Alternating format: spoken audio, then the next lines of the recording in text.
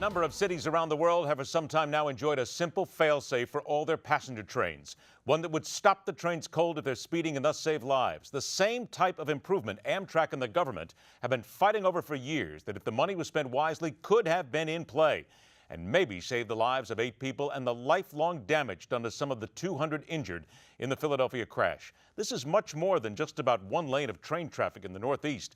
It's about the stunning failures of all involved to deliver on their promise of keeping people safe when they step into trains or even drive American roads. Our guest is a recognized railroad and rapid transit investigation expert, more than 20 years working for the NTSB. Let's welcome Russell Quimby to the Hardline. Russell, thank you so much for being here. You're welcome. I read a statement from a gentleman named Roger Ford, who's a technology editor of the UK magazine Modern Railways. He's a trained rail engineer. He says when it comes to signaling, the Americans are very primitive. And he's talking about positive train control and others. Would you agree? Well, I'm not that familiar with the UK signal system, but actually we have a relatively effective system, as primitive as he may call it. If it's in place, it generally works very well. With regard then to the primitive nature, he's probably speaking to the fact that certainly Los Angeles has PTC, Britain has PTC, much of Western Europe does as well. Doesn't it, though, say something about the government, the constant back and forth here, that this system could have been in service here, but it just is not, and that may have cost lives? Well, there's no doubt that's the reason the accident in Philadelphia occurred. With regard then to some of the, I'm sorry, please, go ahead. Yeah, the system wasn't in place on that particular track, on that curve. We're hearing now from some of the NTSB investigation comments here.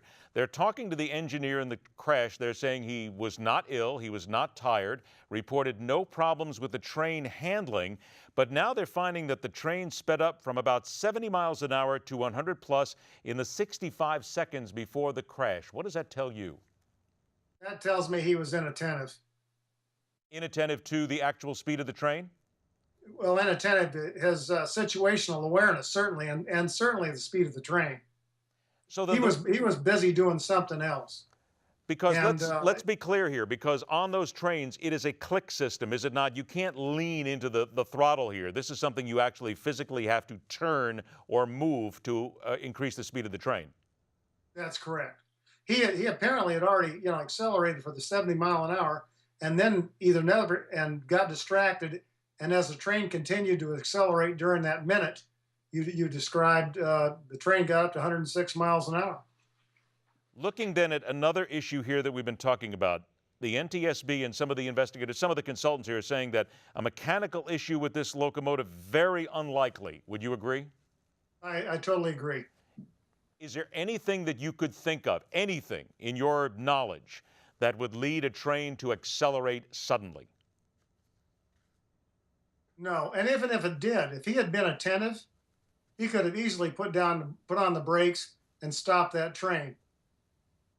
There's one other instance here that we're hearing from them. They're saying the conductor, and this comes from the NTSB, the conductor heard the engineer say the train was struck by something.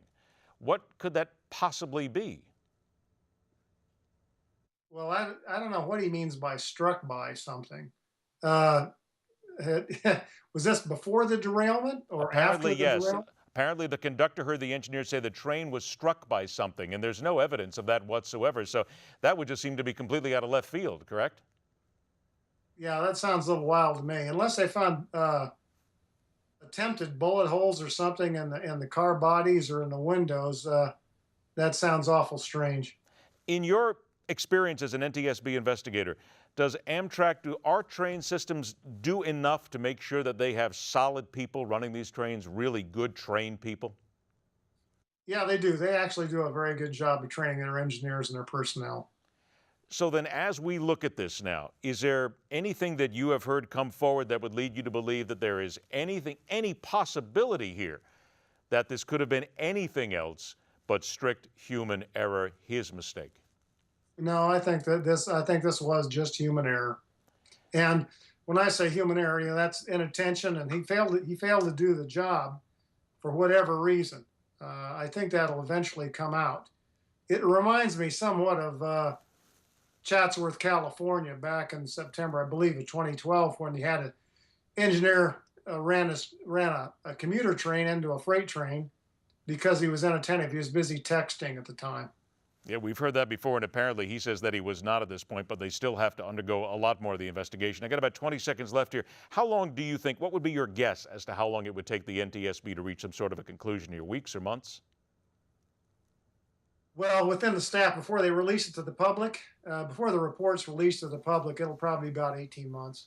About 18 months before we really know anything. It's a long way to wait, but certainly the NTSB is being very thorough on this.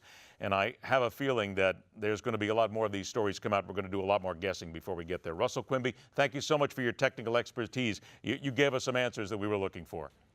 You're welcome. All right. It is a story that we are going to be following for a long time. And as he said, maybe even 18 months. Stay with us. The fastest 60 minutes in news continues.